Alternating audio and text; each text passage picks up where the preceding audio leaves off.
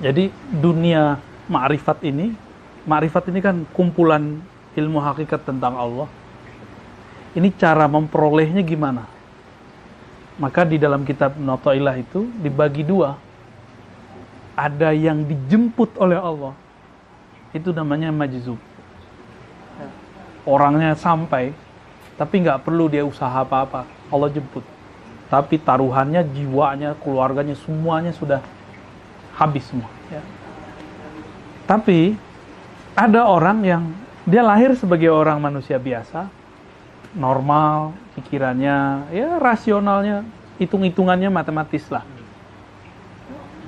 Orang ini kemudian mengalami kesadaran, kayaknya ada sesuatu yang lain dalam diriku. Lalu dia mencari. Pencarian dia disebut dengan suluk, orangnya disebut salik. Nah, ya Allah. Maka ada dua jalan kepada Allah. Majzub, suluk. Orang yang majzub, yang ditarik oleh Allah, ada yang suluk. Dia kemudian mencari jalan kepada Allah. Maka ada hadis man salaka thoriqan. Siapa yang mencari jalan, menempuh jalan. Jadi jalan kemana? Man salaka thoriqan yaltamisu fihi ilman. Mencari ilmu. Ilmu mana yang paling mulia? Ilmu paling mulia, kata Imam Ghazali, adalah ilmu yang objeknya paling mahal. Objeknya paling mulia.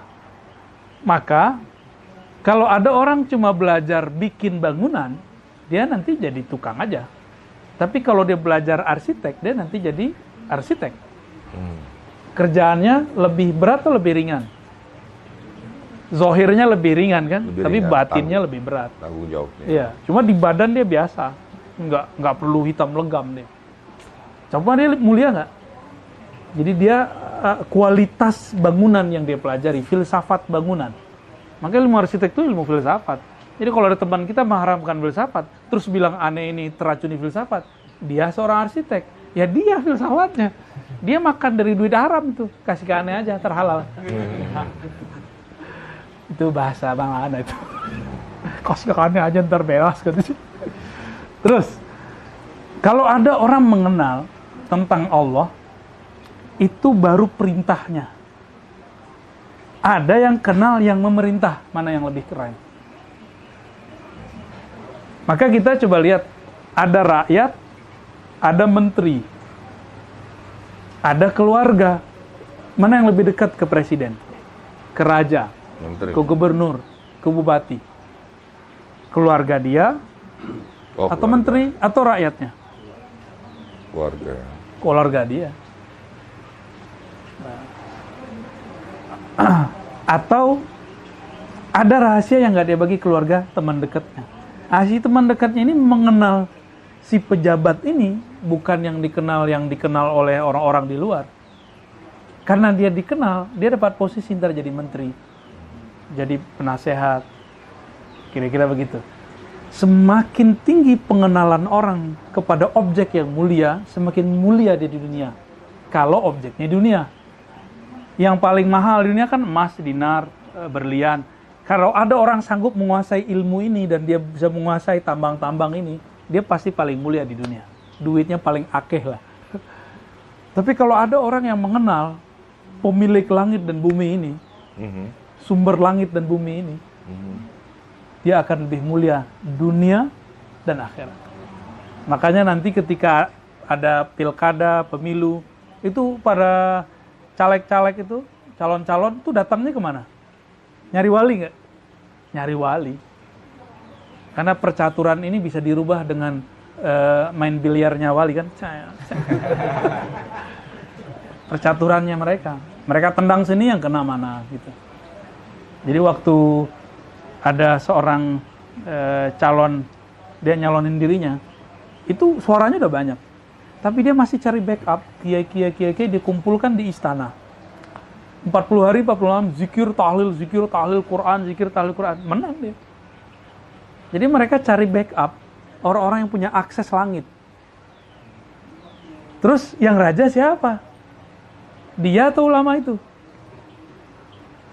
Ntar coba lihat, kalau selesai dia cium tangan nggak sama kiai? Jadi yang mulia sang wali atau sang raja.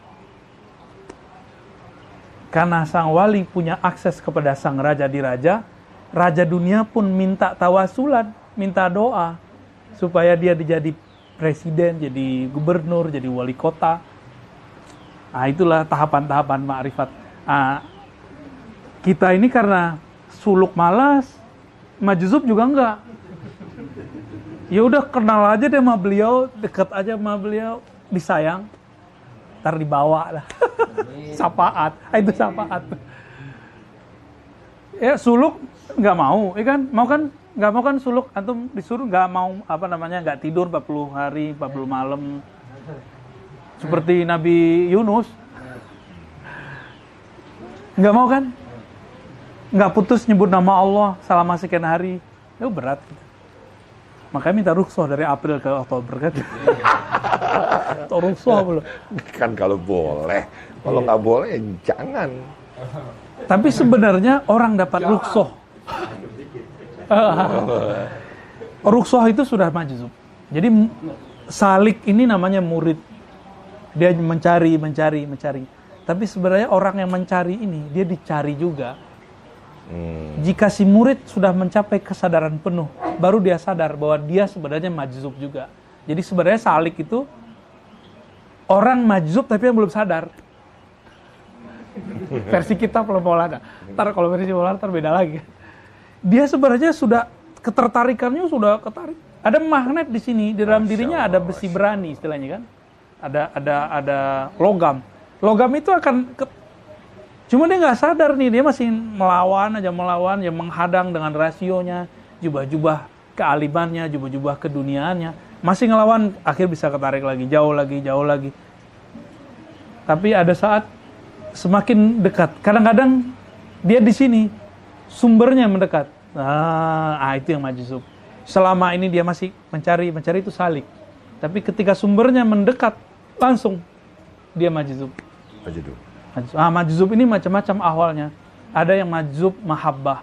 Itu kayak orang-orang yang semi-semi kasmaran. Orang kasmaran itu kan kayak ya semi-semi gila lah. Ya itulah ya beberapa habib kan ada. Ada yang majzub salik. Dia majzub tapi mengerti salik. Ini normal orangnya. Dan itu yang disebut kamil mukammil, orang yang ideal menjadi mursyid. Majzub ini nggak bisa jadi mursyid. Dia cukup dijadikan ibarah doa-doanya. Tapi kalau si majzub yang salik, ini yang mursyid yang sebenarnya. Kalau salik jadi majzub, kemursidannya belum sempurna. Sampai dia betul-betul sadar tentang kemajzubannya itu. Maka di Quran itu dalilnya, kan kita, antum menanya dalil terus kan pasti. Surat Asy-Syura ya. Allahu yajtabi ilaihi man yasha' wa yahdi ilaihi man yunib. Setelah laisa kamitslihi itu. Setelah lahu maqalidus samad. Ayat berapa itu? Yajtabi ilaihi ma yasa. Jadi majzub itu disebut di Quran mujtabah. Orangnya dipilih, ditarik. Tapi ada orang yang mencari jalan hidayah, wa yahdi ilaihi ma yunib. Maka orang-orang yang pengen mencari jalan, Allah kasih jalan, dikasih guidance. Maka Al-Quran itu di situ ada sisi suluknya, ada sisi jazabnya. Kita sebut jazbah, cuma orang Jawa nyebutnya majedub. Jedub. Luar biasa. Kalau istilah orang Betawi Pak, jazab itu jadjab. Nah, itu istilah perbedaan istilah aja. Istilah lidah. Ya. Jadi jangan jadikan masalah nanti ketika beda istilah. Karena memang detail ya bahasa Arab tuh ya. Sangat detail. Adab perilaku, adab jadi peradaban gitu ya. Yeah. Beda bahasa Indonesia ya? Iya. Saya makan tadi, sekarang, besok sama aja. Itu kira-kira Maulana, cocok nggak?